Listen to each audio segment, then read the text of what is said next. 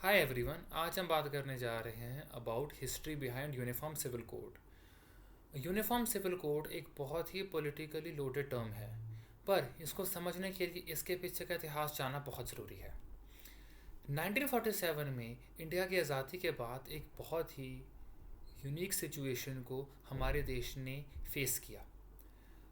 काफ़ी सदियों के बाद इंडिया इंडिपेंडेंट हुआ था और एज वन नेशन इमर्ज हुआ था। एक नए कॉन्स्टिट्यूशन के साथ साथ एक नया पॉलिटिकल, सिविल और सिविक कल्चर को इवॉल्व करना और कल्टीवेट करना बहुत इम्पॉर्टेंट था, जहाँ पर सिटीजन्स देश के लॉ को अपने रिलीजियस और कल्चरल डिफरेंसेस से ऊपर उठ के माने। इसी सब के चलते यूनिफॉर्म सिविल कोड की बात हुई। यूनिफॉर्म सिविल कोड का सिंपल मीनिंग क्या है कि सभी सिटीजन्स के ऊपर एक सेट ऑफ लॉज लागू हो regarding marriage, divorce, inheritance, maintenance, succession. पर उस वक्त सर्टेन कारणों की वजह से यूनिफॉर्म सिविल कोड को लागू नहीं किया गया। ऐसा इसलिए था क्योंकि अभी अभी हमारे देश का पार्टीशन हुआ था। पार्टीशन के बाद भी बहुत सारे मुस्लिम्स भारत में रह गए थे।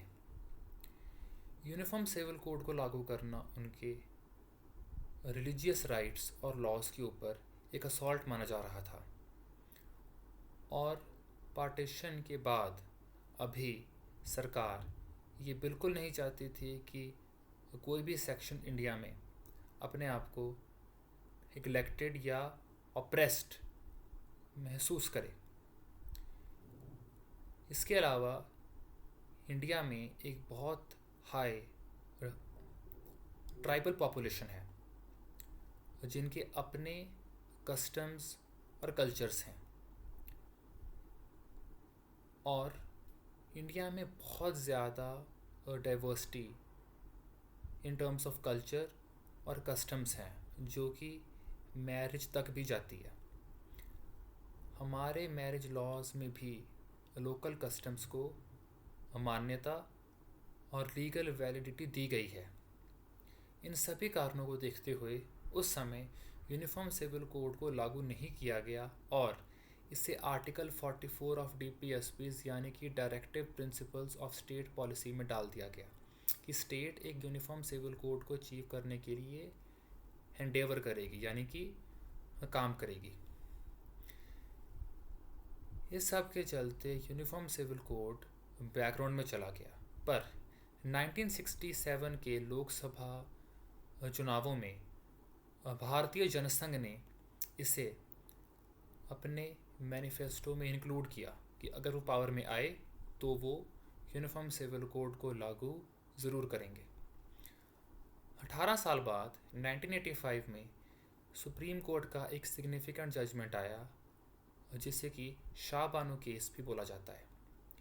इसमें सुप्रीम कोर्ट ने सेक्शन 125 CRPC, जो कि अब सेक्शन 144 BNSS हो गया है, एक डिवोर्स्ड मुस्लिम वुमेन को मेंटेनेंस प्रोवाइड की, पर इसे मुस्लिम रिलीजियस राइट्स और लॉज के ऊपर एक असॉल्ट माना गया और इसका भारी विरोध हुआ। इसकी वजह से अगले ही साल 1986 में उस टाइम की कांग्रेस गवर्नमेंट ने Muslim women protection of rights on divorce act locker supreme court के जजमेंट को नलीफाई कर दिया। पर इससे एक वोट बैंक, अपीसमेंट पॉलिटिक्स के तौर पर देखा गया और यूनिफॉर्म सिविल कोड के इशू को बहुत ज़्यादा बूस्ट मिला। पिछले कुछ डेकेड से सभी चुनावों में यूनिफॉर्म सिविल कोड बीजेपी के मैनिफेस्टोस का एक इम्पॉर्टेंट पार्ट रहा है और बीजेपी आरएसएस जो कि हिंदुत्व और इंटीग्रल ह्यूमनिज्म की